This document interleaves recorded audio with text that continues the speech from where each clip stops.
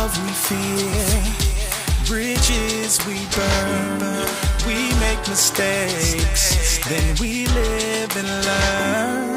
When life gets tough and it seems like your best ain't good enough, if you're in need of hope, you know where I'll be right here, right here.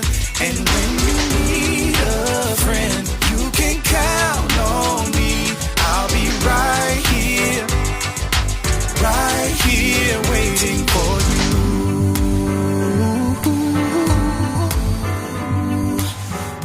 This is the place you can always turn to when you need a friend. The Lillian McDermott Show.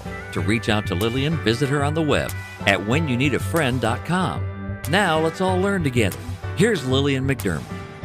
Hello, my listening and viewing friend. It's so nice we can meet each other on the air on this beautiful best day ever. And for those of you who are tuning into the classroom for the first time, please know I've been waiting for you. This is a safe place where you can go to when you need a friend. It is my commitment to provide natural ways to heal, and it is my mission to make awareness, responsibility, and truth a part of our everyday life. And I hope you, my listening, as well as my viewing friend, will feel empowered to embrace a new truth and live the life of your dreams. Now, just recently, I shared, I experienced something that I was shocked because, you know, when you focus on responsibility and holding people accountable and being held accountable yourself, it is shocking when holding somebody accountable can turn into an ego struggle or someone causing harm to another person. We see it all the time in the news. We see it all the time in our relationships with our family and our friends. But when you trust somebody, it becomes doubly hard to kind of embrace the fact that someone may have intentionally tried to sabotage you because of their lack of integrity. Maybe, it's my perspective. It could be that it is difficult for somebody to embrace who they truly are, or they see in another person who they truly are, and they reject the person because they cannot deal with it for themselves. So we're going to be talking about how even someone that you care about or someone that you've trusted that has done something, whether it's intentional or unintentional, sabotages you or causes you harm in any way.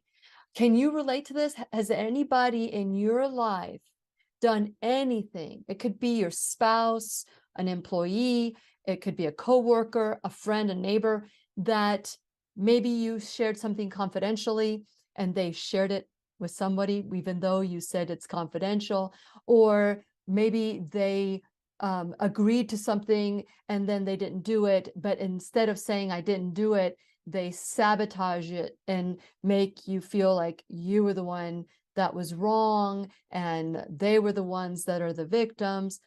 There's a lot of different scenarios that you could probably fill in the blanks, or maybe type in your own scenario underneath in the comment section. Well, today is not going to be about a griping. It's about or a griping session. Let me finish my thought. It's truly about how when this happened to me, and it's happened to me many times, I trust until I can trust no more. So it takes a lifetime to build trust and a second to lose it. But when we talk about forgiveness, there's always this forgiveness and trust battle. It's a forgiveness and trust battle. It's like, oh, if I forgive somebody, I need to bring them back into my life and trust them again. No, trust and forgiveness are two different things. You can love somebody from afar if they hurt you or they try to harm you and they're not changing their ways. You can love somebody from afar. But if this is something that you've come together and you've agreed to to forgive one another, or even if you've forgiven them from afar and you've decided that this person doesn't cause typically harm in your life, you can certainly bring them back into your life.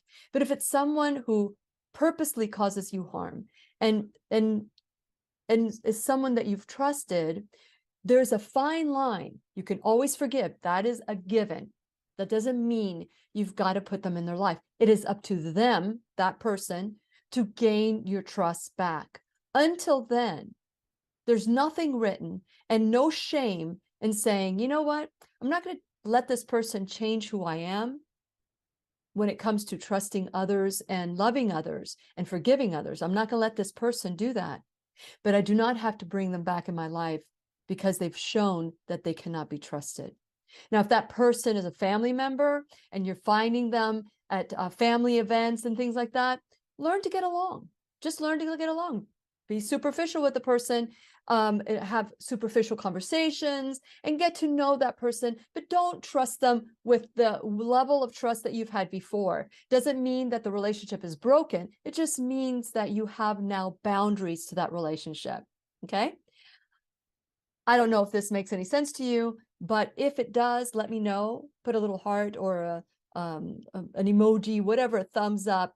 If you can relate to that experience and how do you move forward from that, I want to hear from you. I got a little itch on my face.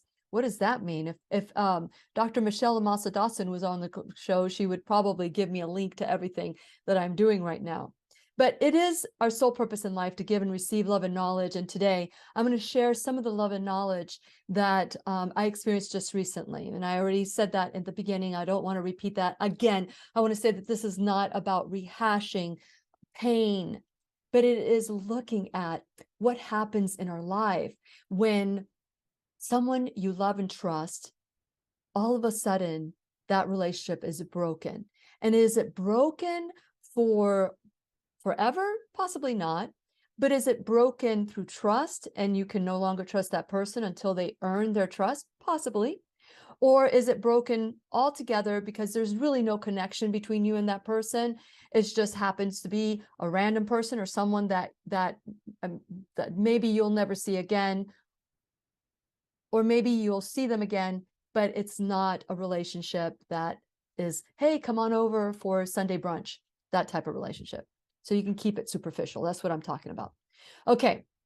So as it happened to me, I'm just sharing the process that I went through. When something happens to me, I'm kind of in the moment. And the first thing that comes to me is, God, I know you will bless this, whatever it is. But the human side of me, so there's that logical side of me that is very much in tune with my creator who makes sure that it works, everything works out for the greater good. That means it's going to work out for me. There's this hope in me going, how are you going to do this, God? Not, will you do it? It's like, how are you going to do it? It's like, I'm looking forward to seeing how you're going to reveal what you have in store for me. And it is an unconditional positivity. It's like knowing that this too will bless me. Maybe not at the moment. Maybe I won't feel blessed at the moment, but on the long run, I'll be able to look back and see that. So as I was going through this process of accepting and embracing and understanding that this is something that I have no control of, but the only control I have is to move forward in a certain way to create parameters and boundaries and protection that I need to do so that it doesn't happen again. Because I've got to learn from these growth opportunities too. It's not just the other person who harmed. It is me to learn from it as well. And they can do whatever they want. They can learn from it too, whatever it is that they want. But I am responsible and accountable to me and only me. So as I'm thinking about it, I thought, God, I feel like I'm being pruned again. There are times in my life where I felt that I'm being pruned. I've seen gardeners pruning, and it's not pretty. It's kind of painful to think about having the removal of branches and getting everything that is dead, lifeless. And I started looking, what does pruning do? So I said, okay, if pruning doesn't occur, then that plant could cause it to not bear fruit, could cause it not to flower, could cause it to die. So pruning is very important. And we too get pruned. And what happened to me just recently, I would compare it to a pruning. But what does pruning do?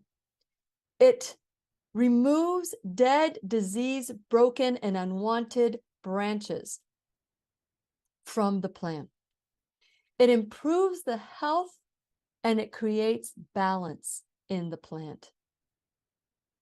It reshapes, it controls its growth. It also influences the richness of the fruit. Now I can work with that. I can work with the other side of pruning. The pruning part is difficult. How far do you prune? How much do you cut off? And that's part of the whole process. Because if this happened, I can be telling you all about how this person did this and this and that. And then I am reliving the trauma, the drama, not them. I continue to relive it over and over and over again. And that just causes injury to me. I've got to protect myself. You've got to protect yourself. We have got to protect ourselves, but not in fear. Because when you protect yourself in fear, you isolate, you push people away, you act like there's nothing wrong, you don't bring new people into your life. So that kind of protection leads to probably health issues, health crisis, disease, not trusting, and a life, you're setting yourself a life that is not going to be uplifting. And when you do it from love, then you look at, wow, what are you going to create for me from this experience? Love is acceptance. Love is the peace that comes, that surpasses all understanding. When you say, okay, God, I did not want this. I did not want to let go of this one thing, this one aspect, but you are taking it away. I trust you, Lord, and show me the way. Show me, bring me the people, show me the people I can trust, bring me the people, show me little markers, red flags in the future that I saw in this one person that I need to protect myself in the future. That comes from love, not fear. So as I'm thinking about pruning and understanding that I'm being pruned right now, do you feel, I'm thinking if I'm being pruned, do you feel right now, maybe you lost your job, or maybe you lost a relationship, maybe a friend or a coworker, or maybe you want to start a new career, whatever it is, all of a sudden these things start dissolving from your life. And the next thing you know, something new is created, something different and new. You may not understand it at the time, but in the moment that you look back, you realize that exit needed to happen. That experience needed to happen to get me here. And I can share many experiences with you that have pruned me, that got me here today talking to you. And I share that in my workshop that I do. Well, the next one is the I Am the Solution workshop, is on April 21st through 23rd. So please look into that. If you go to whenyounneedafriend.com, the pop-up comes up and you can save your seat in the workshop. It's a Friday through Saturday. It's virtual, and it is a powerful time where you can look at these times, because sometimes we look at these times as the worst day ever. But when you look back, you realize it must happen in order to get you to push you. It's like a pile driver. It's like one of those trucks that have one of those what do you, shovels? I'm not from up north, that pushes the snow off the road, or the sand, pushes the sand, or flattens the land, just pushes everything and levels out.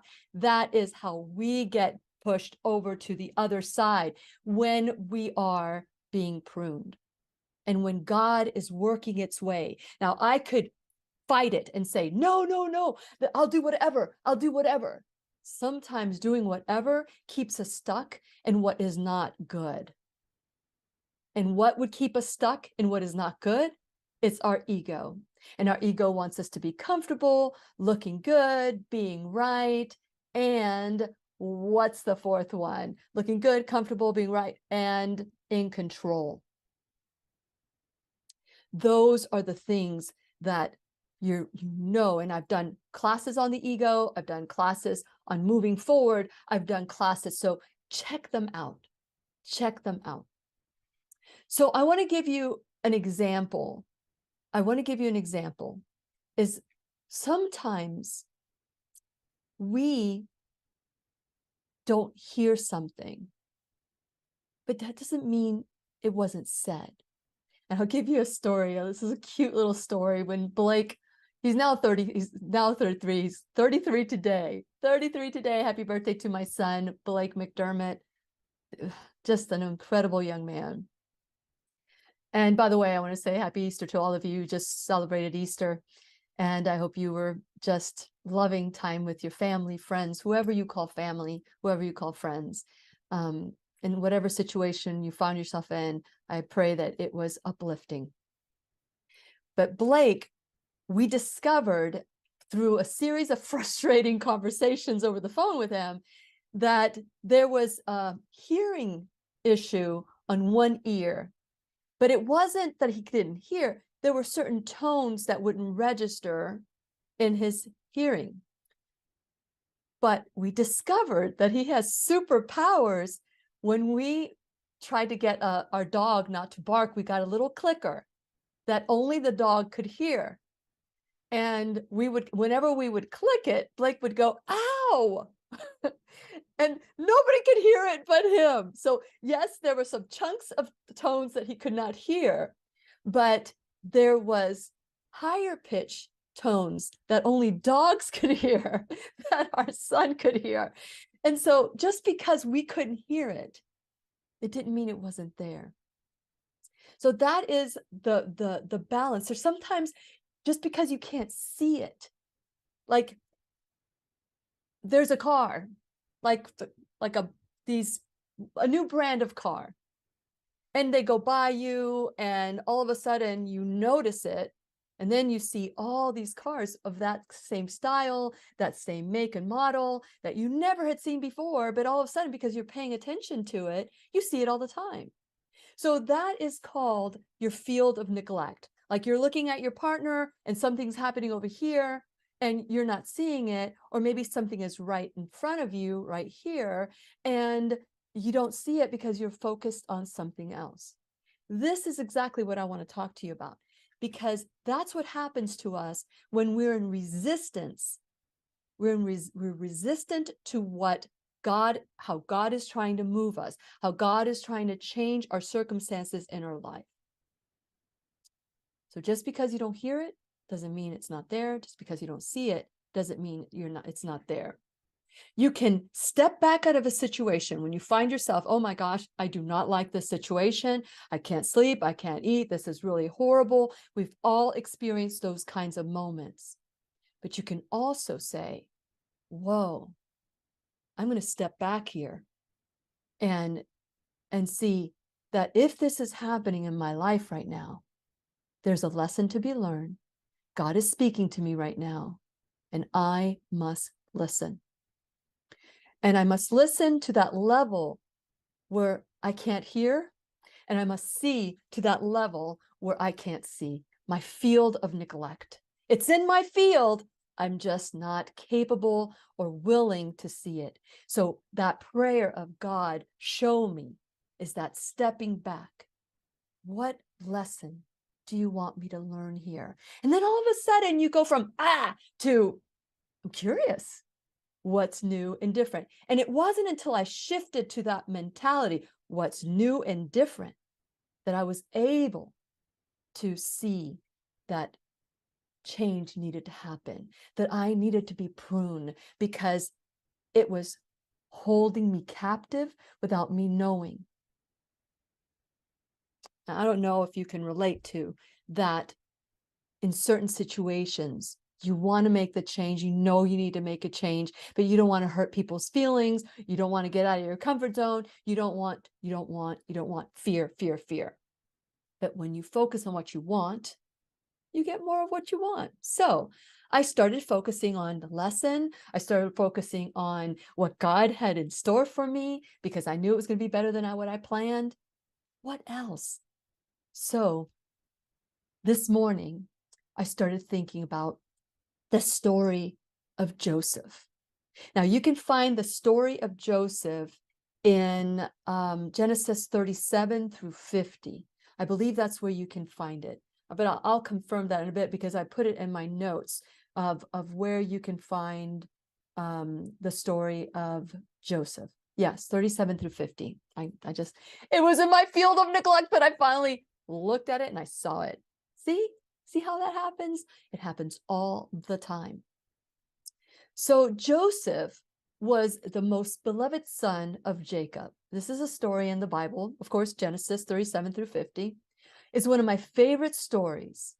And Joseph had an incredible talent, but he may have been a little arrogant. I don't know. It doesn't say that in the Bible, but his brothers, it rubbed his talent of seeing dreams and interpretation, and maybe the way he said it caused his brothers to just be like, who do you think you are, kind of thing. Basically, his brothers were jealous, not only of his gifts and talents, he was a handsome person, but he was also his father's favorite. I think there were like 12 of them, 12 brothers. And he was his favorite from his most precious wife, the first child from that wife. He had a second one, Benjamin, but he was the first son. And one day his brothers went out and they just got so fed up with him, they decided they were going to kill him. Well, most of us don't have to deal with things like that, but this is the story of Joseph. But instead, one of the brothers said, no, let's not kill him. Let's put him in the well. And they stuck him in a well. And I think maybe his plan was to come get him afterwards. Maybe. Let's give him the benefit of the doubt. But then there was this caravan that came by of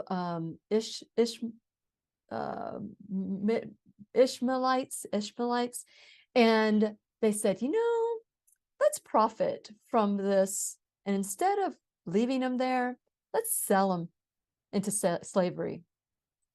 Wow, that's a really bad day. And if, especially coming from your siblings to do that. But off Joseph went in his journey. And the reason why I'm telling you this story is because I love the story, and we all need to learn from other people instead of having to go through it yourself. So it didn't matter what Joseph did. He always prospered.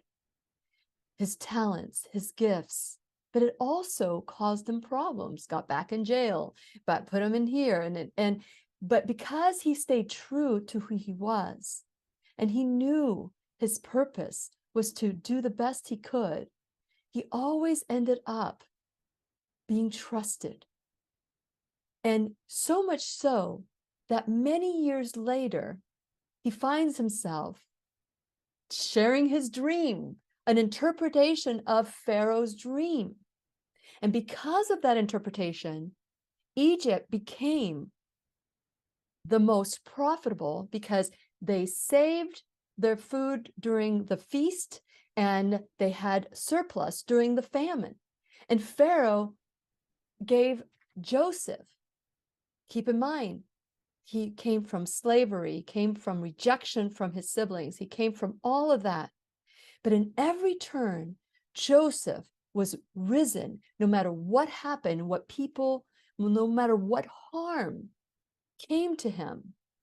He was even accused of sexual immorality when he refused to give himself and lie with his boss's wife, and she tried to harm him because of the rejection. That's what landed him in jail. Had he not been landed in jail, he wouldn't have been able to interpret some certain dreams, and that wouldn't have led him to Pharaoh. You see what I'm talking about? That we can look at that snapshot of what his brothers did, and we can recall it over and over and over and over in our mind. But when we let it go and we say, you know what, this is where I need to be, this is what I need to accept, look at how you rise. Look at how you rise. The same thing happened when we had to walk away from everything during the housing crisis. Had that not happened, it wouldn't have put me in the situation. I wouldn't be here today talking to you. Because being on a radio show, which is how I started, and now a podcast or a program, a classroom, that was not even part of my plan, but it was part of God's plan. And in every turn that God pruned me, I got to see the fruit. I got to see the blessing. See, blessing is not just good fortune. Blessing is in the pruning too. In order for you to be blessed, you must be pruned.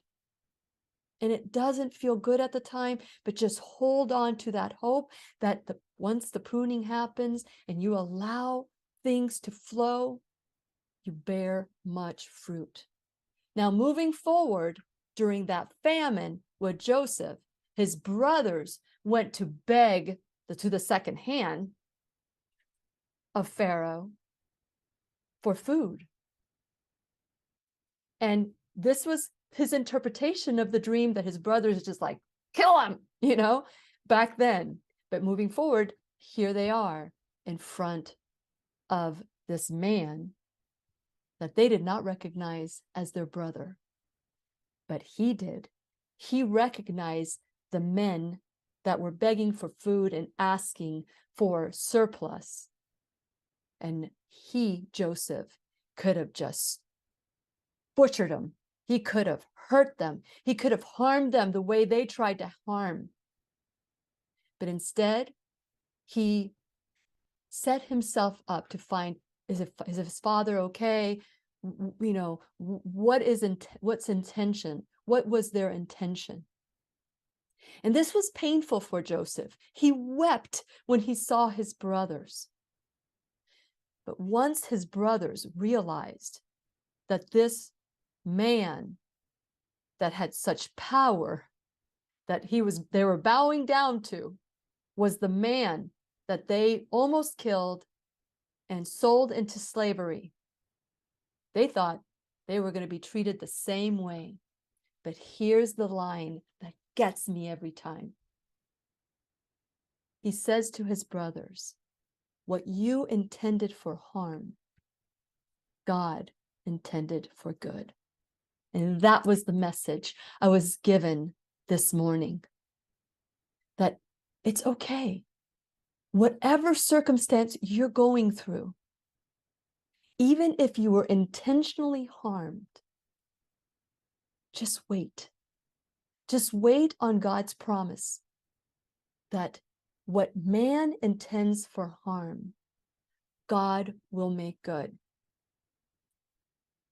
Another example, we just finished or still celebrating the Easters, after the Easter. What happens after Easter?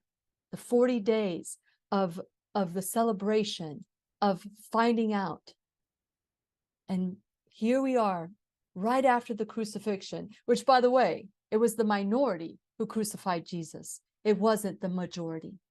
We, majority, need to stick together, and we need to create a plan to say we are the 99%, and we are stronger together than apart. But the 1% tries to divide, tries to cause harm.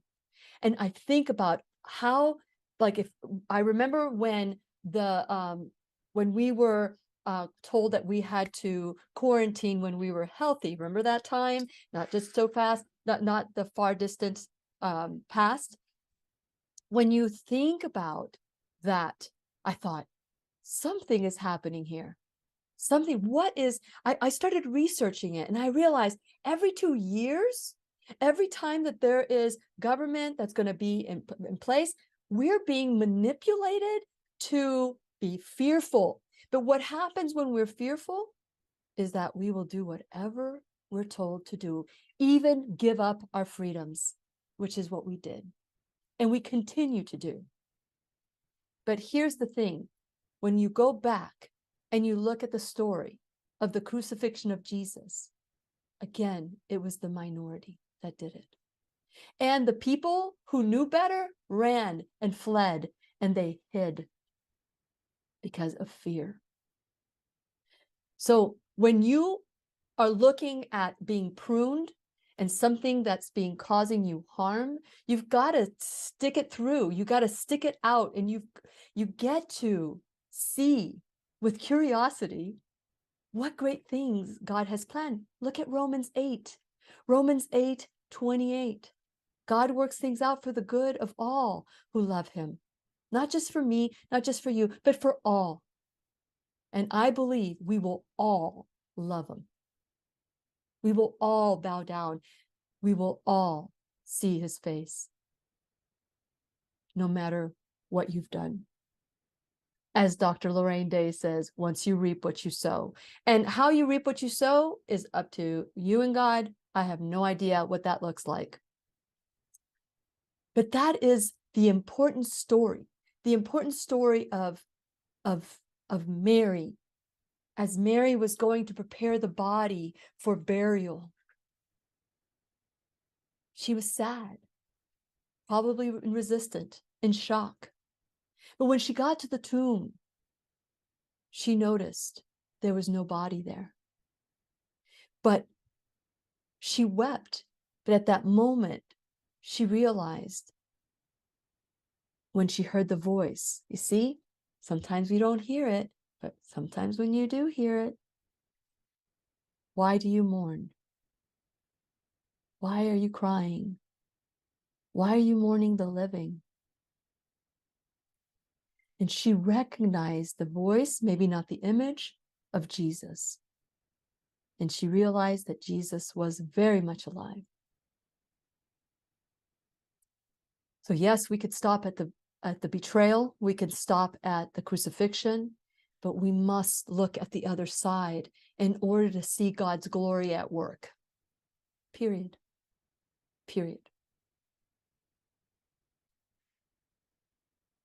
So when you look at what's happened to you, and you keep repeating it, and you keep ruminating, and you keep sharing with your friends, new people, oh, let me tell you something that happened 20 years ago, you're actually re-injuring yourself. So, as Dondi Dahlin said last week in last week's class, you got to become a little wood. Chop, chop, get things done. So if somebody's trying to cause you harm, there's got to be a solution to that harm. Are you willing to do whatever it takes to create what you want? Because yes, Joseph, in the story that I shared with you earlier, could have said, off with your head, I'm going to be vengeful. But no, he knew that he had to go through what he had to go through. And let me tell you, I'm sure being sold into slavery was very humbling. So if God needed to teach him humility, that was the only way it was going to happen. See, I went to college. I went to college for a couple of years, but I did not get a degree in anything, because every job I had, I kept getting promoted. So school was not going to create more money for me, because wherever I went, I was promoted. But it took being offered the show back in 2011. We're going to be celebrating 12 years of learning. I wasn't still enough to learn. But by doing the classroom, I've had teacher after teacher after teacher teach me and all of us together. That has been my education, because for every hour that I do in the classroom, I am researching 3, 4, sometimes even more, especially if I don't know anything about the topic. So God knew I needed some form of education, because the education I had was life lessons. So God spoke to me and met me where I'm at. Has God spoken to you and met you where you're at? And have you said yes? Or have you said, not me, pick them, pick that person, just like Moses. Oh, I don't speak well. Help me, bring Aaron. Aaron can do it. When you're being called to do something, God will give you what you need when you need it. Just trust it. Trust the process. As a matter of fact, I have on my desk, I don't have a lot of stuff. Well, I do have things that I need for whether it's the workshops that I do, but I don't have many sayings. Don't have sayings other than, well, then maybe not anymore. So I've got this gift, make it the best day ever. That was a gift that I received. But the first thing, and it's always on my desk, is something that I learned when I was going through my transformation process, which is to trust the process. That became my pillar, because everybody that was going through the process had a pillar. That was a stance in the community. And my pillar was trust the process. So if anybody needed support in trusting the process, they were supposed to come to me, and I was supposed to remind them to trust the process. How coincidental that is exactly what I needed to learn. That was the lesson. Now I knew that God would work things out for the greater good. I knew that. But that process to get there is what I resisted. And I needed to learn to trust the process that brought Joseph from slavery to being Pharaoh's right hand, and trusting the process for not just butchering these brothers of his, to giving them land, giving them love, and showing them compassion. That is so humbling. So what is it that we need to learn? So this is to show you, this is what I have in my desk. This is something that I created for myself, and it was with Sharpie. I had a erasable. This is like an erasable thing, but every time my cleaning lady would come, she would like rub it off. I had to write it again. Trust the process, and it was like write 100 times. Trust the process. Trust the process. And every time she'd come and she'd clean my little daisy, my little flower, and I said, "Oh, I'm going to write it in Sharpie permanent ink so that it is a reminder to me." And once I put it on permanent ink, it was permanently pressed in my heart, in my mind. And I love my little plaque that I have, because it is a constant reminder to trust the process. And by the way, we talk about that and we go backwards and looking at the process that brought you to where you're at today. We look at that at the I Am the Solution virtual workshop for continuing education of the soul. And I want to encourage you that if you have ever felt stuck, or if you ever feel that there's more to life, or if you ever felt you just need a little tweaking, or maybe you just want to build community and be around like-minded people, I want to encourage you to go to whenyouneedafriend.com. While you're there, please subscribe, like and follow me on all social media. Share this video. This is how you help the classroom grow. You can also check out all the wonderful classes that we've been able to do, because God put me here and said, you may not know anything, but I'm going to teach you with great teachers what you need to learn. And so it is. So it is. So go to whenyouneedafriend.com. And if you are a subscriber, You know who's going to be in the classroom this week. We have 2 great classes, extra classes, other than hopefully this one is a good one too for you. But if you are a subscriber, you already have everybody's link, you know where to go. But if you're not a subscriber, I want to encourage you to subscribe. Like I said earlier, like and follow me on all social media. Share this information. Check out my sponsors. Support them the way that they're supporting this classroom. You're watching this for free. Most of you. Some of you are sharing and helping support financially the classroom. Those are my enrolled students in the classroom. And whether it's $1 or $1,000 a month, whether it's a one-time donation or a reoccurring donation, all of it is so appreciated. There has been lots of increases. And this last pruning of my show, the classroom, the pruning of the classroom, we've had to build a trust group. We have to build that. And right now, if you've ever thought of tithing and you don't know where to give, and you love the classroom and you've learned and grown along with me and have grown up with me, then please consider donating to the classroom. Consider joining us in the workshops or anything that we do. We have the Super Gut coming up in August. We have Dr. Bradley Nelson coming in November 2nd, 3rd, and 4th for the body code and the emotion code, VIP, and all of that. That's not set, but that's going to be in November. All of those things, you help support the classroom.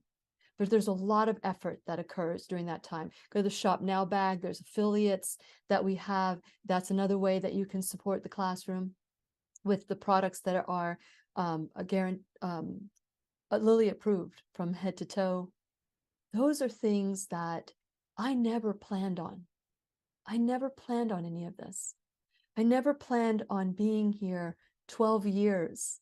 I was told when I started the classroom, on my birthday, by the way, on my birthday, May 14th, if that wasn't a nail, it's like piercing my heart from God. The first show that I ever did for WMEL was on my birthday. God was speaking to me, even though I couldn't hear it, just like the dogs can hear higher pitch, and my son, they can hear a higher pitch. God speaks to us at a higher pitch, and we get to listen. And when we listen, we grow. We allow that pruning to allow us to bring great fruit, to provide substance for the future. Yeah, maybe you might want to call it a mistake, but I refuse to call it a mistake. I refuse to not trust people if I believe that they are trustworthy. But there are certain people, and you know what I mean by this, that they come into your presence and immediately you know this person can't be trusted. But there are others who hide under Christianity, who hide under, oh, let me pray for this. And they're not praying. They're not making a decision. They're in their ego, looking good.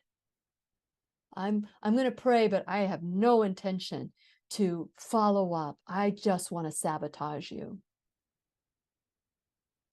Those things happen. And when you discover them, it's time to say, lesson learned, lesson learned. But you know what? It was a lesson for me too. It's a lesson for me too, not just for them. We're all being taught to listen, and we're all being taught to see. Even if we can't hear it, and even if we don't see it because it's in our field of neglect, it doesn't mean it's not valuable. It means that something else will present itself and it will happen again. Dang, I didn't learn the first time. I didn't want to learn the first time. And then you go the second time, oh, but you know what? I'm going to do this. I'm like people who get divorced. they hook up with somebody else right away. What kind of growth is there? Anyone who comes to me for coaching and they're going through a divorce, here's a free tip.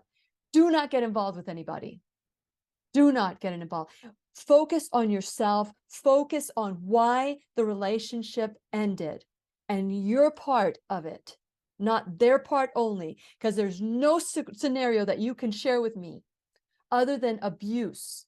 And even with abuse, your part was you went towards that person. Your part is, how do I prepare myself to love myself, to say, I will never go with someone or love or marry someone or be in relationship with anyone. The moment I see there's abuse, the moment I see I can't trust, the moment I know they're a liar, if I continue to go towards that person, love me, love me, love me, approve of me, because I don't love and approve of myself, then I need to figure out how to love myself so it doesn't happen again. And if you ignore it again, boom, it happens again. Have you had a relationship that changes and changes, and it's the next verse, same as the first? 99 bottles of beer on the wall, 99 bottles of beer. It's the same thing because God wants you to hear. God wants you to see. And when I say you, I mean I. God wanted me to see what I couldn't see. God wanted me to hear what I could not hear. But you know what? I did know it. I did know it. And over the last 4 months, I thought, I need to do something about this. I need to do something. I even spoke to my husband about it. That is what I learned during this whole thing. I have got to protect myself too. I can't worry more about the other person than I worry about myself. I've got to create a win-win. And so when I started to speak up, that's when the issue started. And when you start speaking your truth, that's when you'll see it. That's when you'll know it. But until you're willing to get out of your ego and comfort zone, then you won't see it and you won't hear it. It's that acceptance of God. Okay, tell me, what is it that you're teaching me here? What is it that I need to learn here? God is good all the time. And nobody can tell me that the loss of someone, whether it's your child or a spouse, is a punishment from God. It may be painful that there's a loss, but there will be a blessing. And my biggest modern day time story that I can share is Toby Mac. We play a lot of Toby Mac music during the weekend workshop on April 21st through 23rd. And there's a link below if you want to join us and reserve your seat, your virtual seat during the weekend workshop. By the way, it's Friday. We start at 6 p.m. Eastern time to about 9 to 10, depending on the group and sharing. But we always have a punctual time that we start. But we do have we keep it within an hour of when we end. And so on Saturday and Sunday, it's noon to about 6, maybe 7. So you can still have a good time enjoying the weekend, but you're learning, just like I've been learning and growing. And even with all the learning and growing, I too get to experience growth opportunities. Because the moment you tell me you're done growing, then I say, or learning, then I say, put a chalk outline around you because you're dead.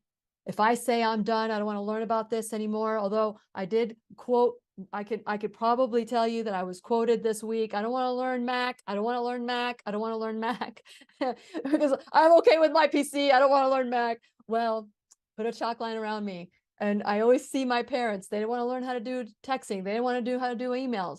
And as a result, they never learned how to do it. And they kind of canceled themselves out when it comes, but it was good in a way because the only way we could communicate with them was through phone calls, or being in person. So, there you have to look at the benefit of everything and the downfall of everything too. So what I'm trying to say is, going back to, if you're going through a divorce, figure out what caused you to be in that relationship, first of all. What caused you to stay in the relationship? What caused you to walk away from the relationship? What caused you to create exactly what you got in that relationship? And those are, you start digging in. And I remember when I went through my divorce with my ex-husband, and every week I joined this group in the Catholic Church that's called New Beginnings. At the time, it was called New Beginnings, and it was with widowed, divorced, and separated. And it became very clear that the widows did not belong in the divorced and separated group, because the widows wanted their husbands or spouses back, wives, and the divorced separated wanted them dead. So it was like, not a good match, not a good match. But I remember it was a 21-week program, and I made a commitment that I would be part of that 21 weeks, no matter what. And it was interesting to see what happened, like the first several weeks after the New Beginnings started, and we would come together and introduce ourselves. They would start hooking up, the guys with the girls, and they would leave. I was like, no way, I am going to stick this out. And they would leave. I stuck it out to the end. The 21 weeks, I did it all. And you know what I discovered? That I was a jerk too, that I was able to do things to rub people the wrong way. I learned about myself. I cannot do anything about my ex-spouse, but I could certainly do something different for myself. So all these teachable moments pruned me. The divorce was pruning. Losing friends when I started changing my lifestyle, that was pruning. But I also gained beautiful friends from it. I know who my friends are, and I have a small inner circle who I trust completely. So we get to take a step back anytime that we feel, God, why did you abandon me? God, why are you doing this to me?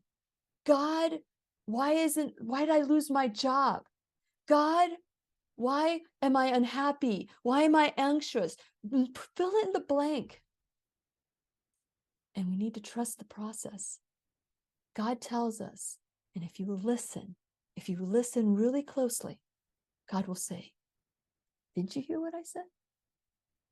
Didn't you see what I showed you? What our life could look like at a moment if we trust the process? Yeah, I could have called this class Trusting the Process.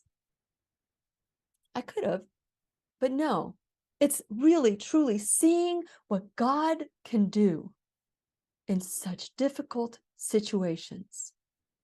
I remember the first time I truly read the story of Joseph, because I thought I knew the Bible, but it wasn't until I said yes to going and studying God's word and taking it one day at a time, and 7 years later graduating from the program, because I didn't want to go for 7 years, no way, but for one day at a time, I was able to do 7 years.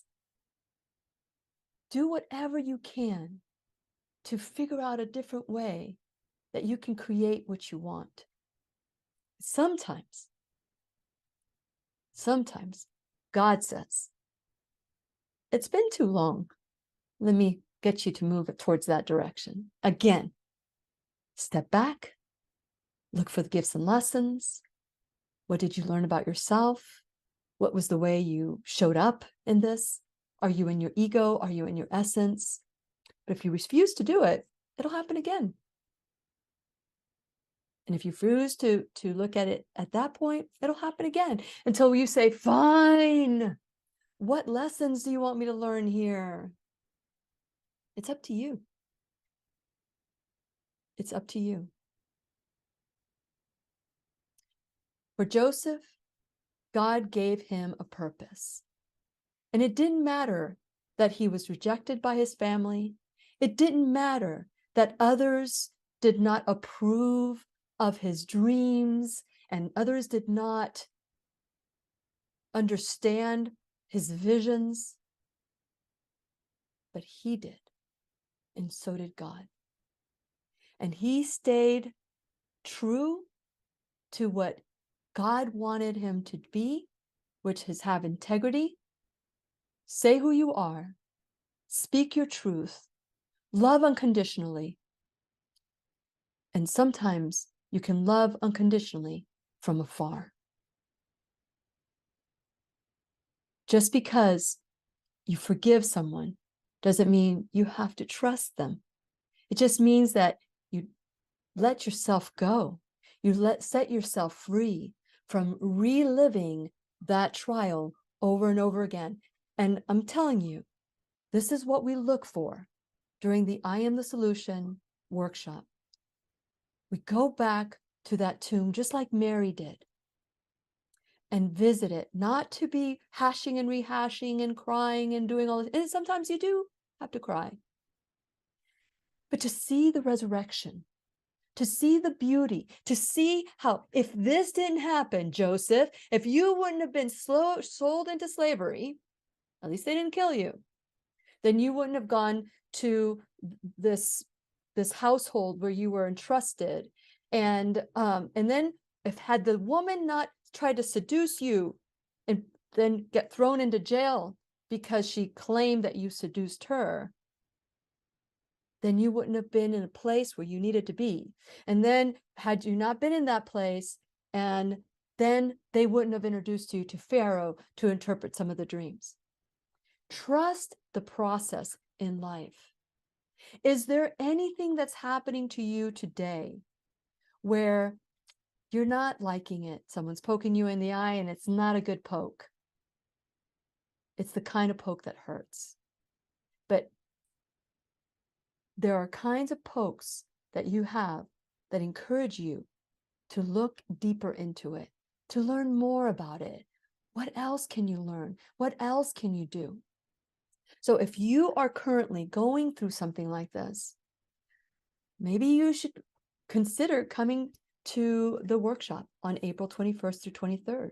The link is below.